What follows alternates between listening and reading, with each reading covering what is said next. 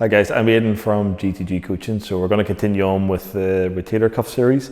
So now starting to talk about, when it comes to programming and back into training, what things you need to consider when it comes to the rotator cuff. So Ollie's done a bunch of videos so far talking about the sort of lower levels of coming back from an injury or a problem with your rotator cuff. And then we're going to talk about it more in terms of, I guess, back into an actual strength program in relation to just getting back into weightlifting or else more athletic performance. So there's always a couple of things to think about when it comes to the rotator cuff. The fact that it's attached to a shoulder blade that free moves, and that shoulder blade sits on a rib cage.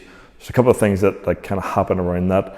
So the big key things that I would tend to look for and you should be aware of when it comes to your rotator cuff or your shoulder is how much stress is being put on that and how much free movement you can get to your shoulder blade. Okay, so obvious things like if you are very rounded over and kyphotic or very extended, is you're not given a particularly great platform for your shoulder blade to move on.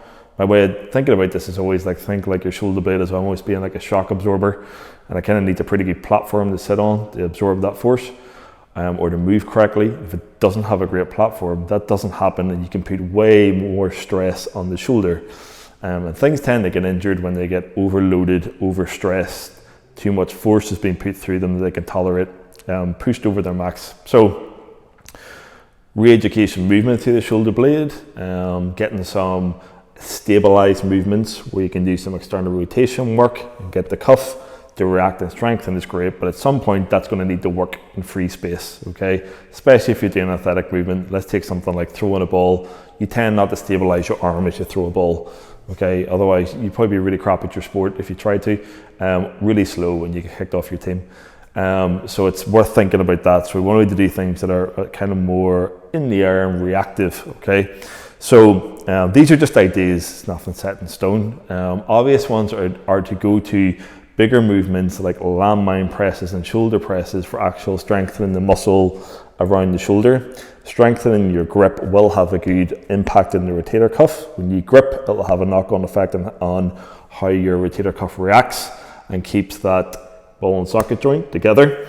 But in terms of just working on that specifically, a couple of things we can look at is, first off, kettlebell things. So a good one is a loaded kettlebell in a bottoms up position, okay, where you got to grip with your hand and keep that kettlebell above the arm and then walk with it or carry with it or do presses, okay? So this is about trying to keep pretty good alignment between shoulder, elbow and hand and get that shoulder blade to move well in order to keep that kettlebell stable. If it's too light, you can just rely on your grip entirely and it's not going to go anywhere. But if the kettlebell is heavy enough, if you can't stabilize and get this area to work correctly, it will tip and go. So building up strength there statically in terms of just holding and then moving, carrying with it, and then doing presses is a good thing. And then carries overhead or another one where basically this needs to be heavy enough that it causes your shoulder blade to have to stabilize, and also means your rotator cuff has to react to keep this stable. And sometimes when this area is very weak, you'll notice you'll get to this point, you'll struggle to lock out the arm or it'll shake like crazy. You haven't got great stability there.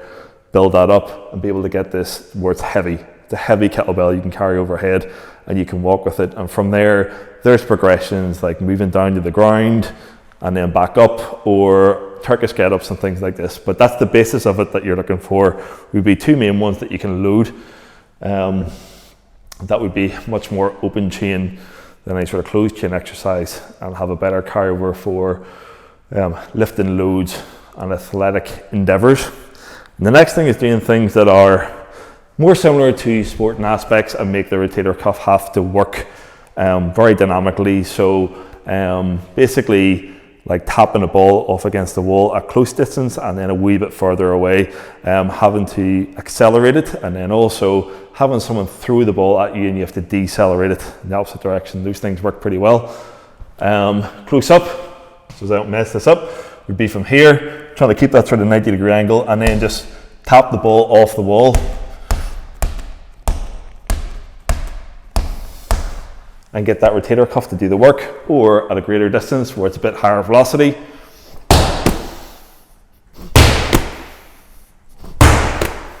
things like that, where basically the rotator cuff is going to be doing really the same job that we do in internal external work, but at greater velocities, much more demanding, which have a much greater carryover to your sport. So when it comes to an actual programming aspect, those would be the things you'd be looking to move into.